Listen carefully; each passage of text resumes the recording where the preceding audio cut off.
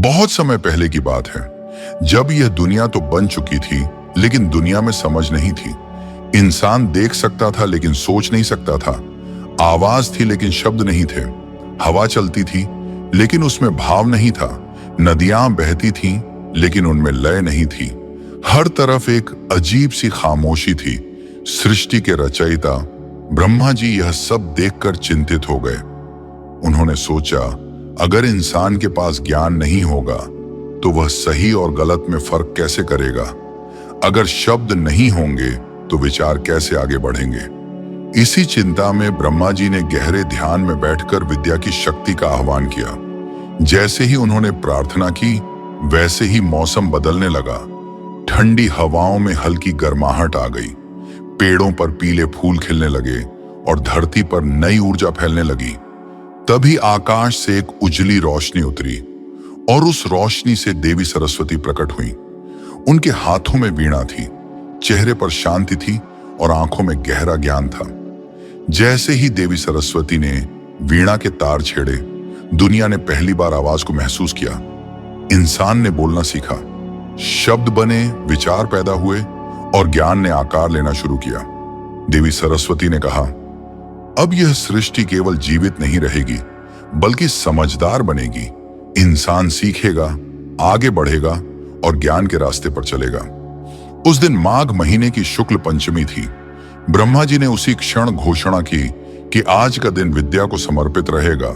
जब भी यह तिथि आएगी, लोग सीखने का संकल्प लेंगे। बच्चों को अक्षर ज्ञान दिया जाएगा और ज्ञान की पूजा की जाएगी।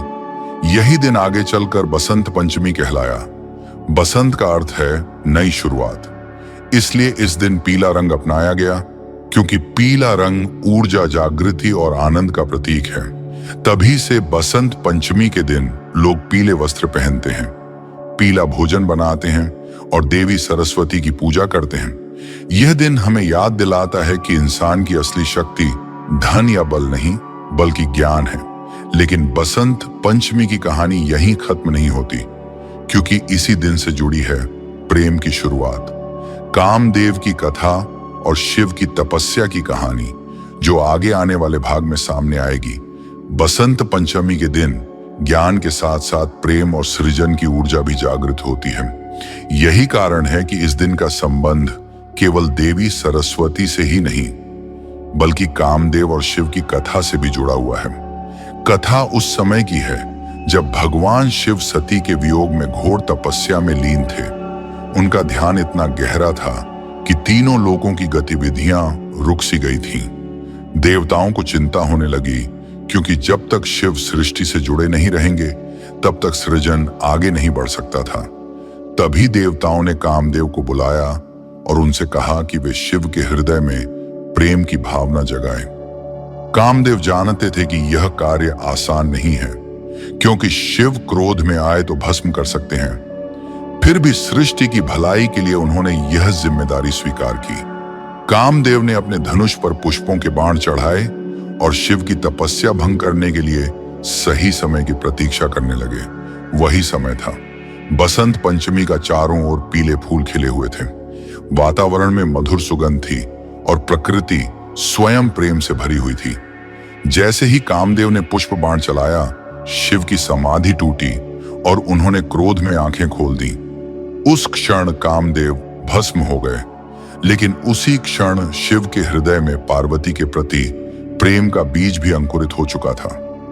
इस प्रकार बसंत पंचमी वह दिन बनी जब एक ओर प्रेम ने जन्म लिया और दूसरी ओर त्याग का बलिदान हुआ। इसी कारण बसंत पंचमी को प्रेम और सृजन का प्रतीक भी माना जाता है। ऋतुराज बसंत को इसी दिन राजा की उपाधि मिली, क्योंकि यह ऋतु न केवल प्रकृति को सजाती है बल्कि मनुष्य के मन में भी नई ऊर्जा भर देती है। खेतों में फसलें लहलहाने लगती हैं, मन में आशा जागती है और जीवन में आगे बढ़ने की प्रेरणा मिलती है। इसी कारण प्राचीन काल में इस दिन गुरुकुलों में विद्या आरंभ संस्कार किया जाता था। बच्चों को पहली बार अक्षर लिखवाए जाते थे और यह विश्वास किया जाता था कि जो ज्ञान इस दिन शुरू होता है वह जीवन भर फल देता है। बसंत पंचमी इसलिए केवल पूजा का दिन नहीं बल्कि जीवन को सही दिशा देने का दिन माना गया। इस दिन लोग यह संकल्प लेते हैं कि वे अज्ञान को छोड़कर ज्ञान का मार्ग अपनाएंगे, आलस्य को छोड़कर कर्म करेंगे और निराशा को छोड़कर आशा को अपनाएंगे। यही कारण है कि बसंत पंचमी को विद्या, प्रेम और नवजीवन का पर्व कहा गया है।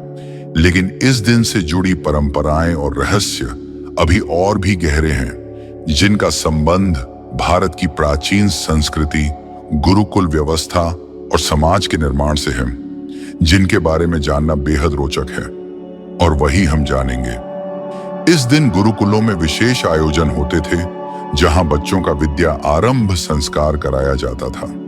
गुरु बच्चे के हाथ में पहली बार कलम या खड़िया देते थे और मां सरस्वती का स्मरण कराते थे।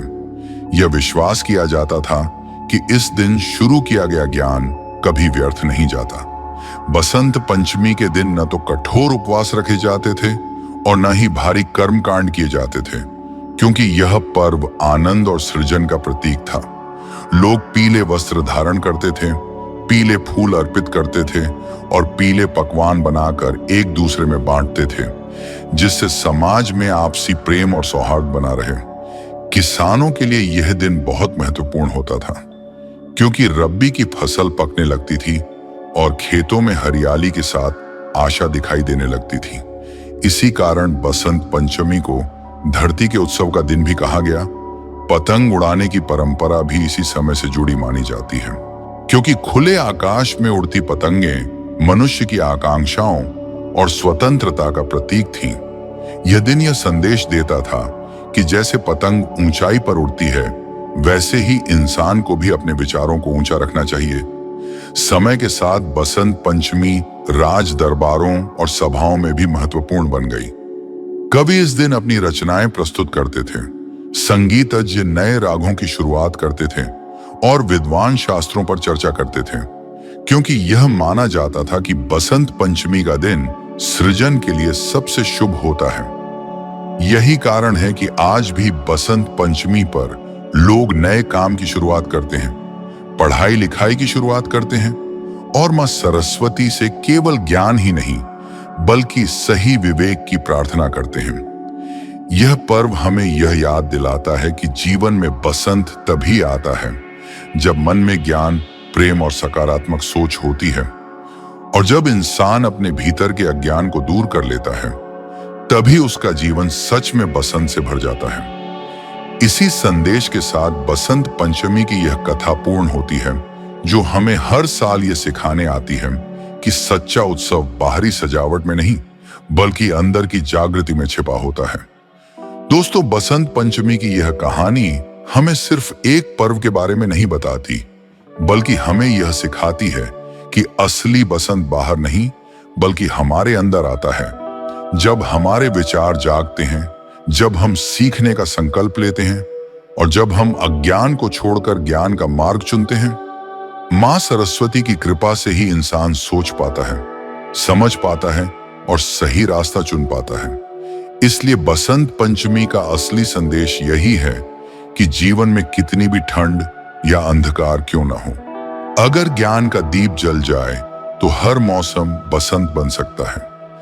अगर आपको ऐसी पौराणिक कहानियां पसंद हैं जो त्योहारों के पीछे छुपा गहरा अर्थ समझाती हैं, तो इस वीडियो को जरूर लाइक करें, क्योंकि आपका एक लाइक हमें ऐसी और कहानियां लाने की प्रेरणा देता है। और अगर आप सनातन धर्म, पुराणों और देवी देवताओं की रोचक कथाएं नियमित सुनना चाहते हैं, तो अभी चैनल को सब्सक्राइब कर लीजिए और बेल आइकन दबाना बिल्कुल ना भूलें, ताकि अगली कहानी सबसे पहले आप तक पहुंचे। अंत में बस यही प्रार्थना है कि मां सरस्वती आप सभी के जीवन में ज्ञान, विवेक और उज्जवल भविष्य का आशीर्वाद दें। जय मां सरस्वती, जय सनातन धर्म।